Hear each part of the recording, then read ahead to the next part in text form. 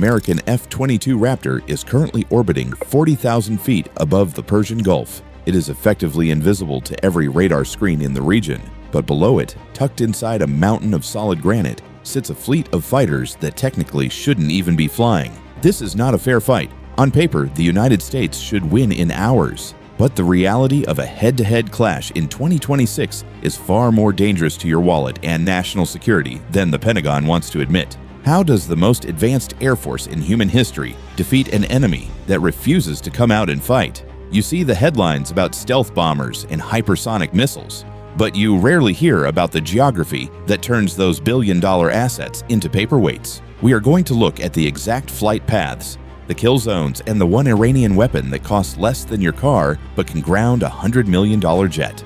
The answer to who wins depends on a single factor nobody is talking about. These navies and air forces are facing each other right now. To understand this war, you have to look at the water. The Strait of Hormuz is only 21 miles wide at its narrowest point. That is shorter than your morning commute. But 20% of the world's oil flows through that tiny bottleneck. If the U.S. Air Force wants to strike Tehran, they have to fly through a gauntlet of mountains and sensors. Iran has spent 40 years turning the Zagros mountain range into a natural fortress. They have built Eagle 44, an underground airbase carved into the rock that can withstand a direct nuclear hit. The U.S. Air Force operates out of Al Udeid in Qatar and Al Dhafra in the UAE. These bases are massive. They are symbols of American reach. But in 2026, they are also stationary targets. Every square inch of those runways is pre-calculated in Iranian missile computers. The geography favors the defender. If you are the US, you are fighting in a closet. If you are Iran, you are the closet. The price of everything in your house depends on these 21 miles of water. The US Air Force has over 5,000 aircraft. Iran has roughly 600. It looks like a blowout, but numbers are the biggest lie in military analysis. The US fleet is aging, and it is spread thin across the entire globe. To fight Iran, the U.S. has to move assets from the Pacific and Europe. This leaves the door open for China and Russia. It is a strategic dilemma. Does the Pentagon risk its best jets in the Middle East while the South China Sea is boiling? Iran's fleet is no longer just a collection of museum pieces. For decades, they flew F-14 Tomcats from the 1970s. You might think they are museum pieces. You would be wrong, but the real shift happened recently. Iran has now integrated Russian Su-35 Flanker E fighters. These are 4.5 generation jets with the Irbis E radar. They can track 30 targets at once from 400 kilometers away. They aren't looking for a fair dogfight. They are looking to launch long-range sniping missions against U.S. tankers and AWACS. All right, submarines? No, drones. This is where the calculus of war changes for you personally. The U.S. Air Force relies on exquisite technology. An F-35 costs $35,000 per hour just to fly. Iran uses attritable technology. Their Shahed drones cost $20,000 total. That is less than the price of a used Toyota Camry. Think about that. The U.S. has to use a $4 million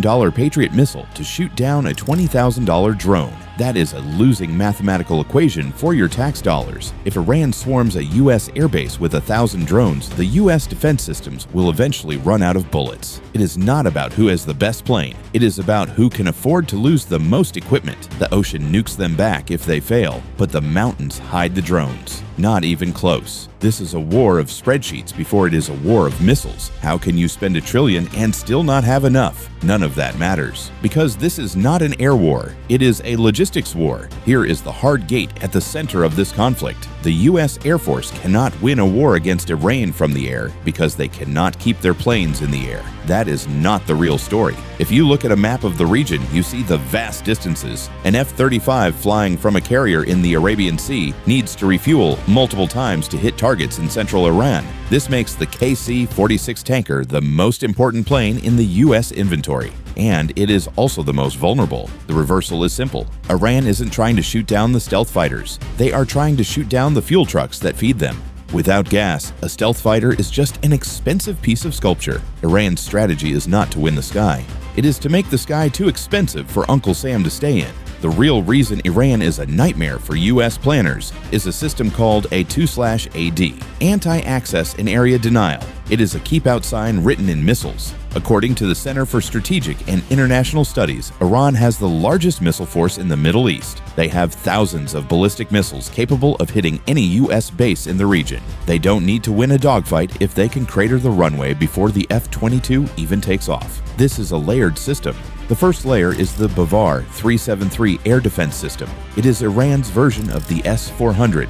It is listening for a whisper inside a hurricane. It is designed specifically to track the heat signatures of stealth aircraft using the new Cobra V8 radar. The second layer is the Buzzer. These are the low-flying drones that hug the mountain peaks, staying below radar. The third layer is the Swarm, small, fast boats in the Gulf armed with man-portable anti-air missiles. This isn't a military, it is an immune system. It is designed to make every mile of Iranian airspace hurt. The biggest expense is not weapons. It is people and the systems to protect them. Let's talk about your money. A single B-2 Spirit bomber costs $2 billion. That is more than the annual GDP of some small countries. If Iran manages to down just one of these during a strike, the political fallout in Washington would be cataclysmic. The U.S. Air Force is built on the myth of invincibility. The price of everything in your house depends on the U.S. Air Force keeping those shipping lanes open.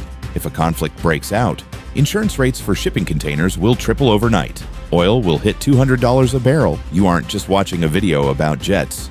You are watching a video about the stability of your bank account. Most people don't know this, but the U.S. Air Force consumes more fuel than the entire country of Portugal. In a war with Iran, the logistics chain is 2,000 miles long. One break in that chain, and the most powerful military in history stalls out in the desert. There is a 22-year-old specialist at a forward operating base right now who knows that if the fuel truck doesn't arrive, his multi-million-dollar radar goes dark in 6 hours. Uncle Sam covering the tab is getting more expensive every second. The fog of war does not care how many spreadsheets you built. In 2026, the U.S. Air Force is pivoting. They are moving away from massive bases like Al Udeid and toward agile combat employment. This means landing F-35s on highways and dirt strips to keep Iran guessing. It is a game of hide and seek played with Mach 2 jets. The Iranian Air Force knows they cannot win a head-to-head battle in the open, so they have moved the battle to the shadows. They are using cyber warfare to target the GPS coordinates of U.S. tankers.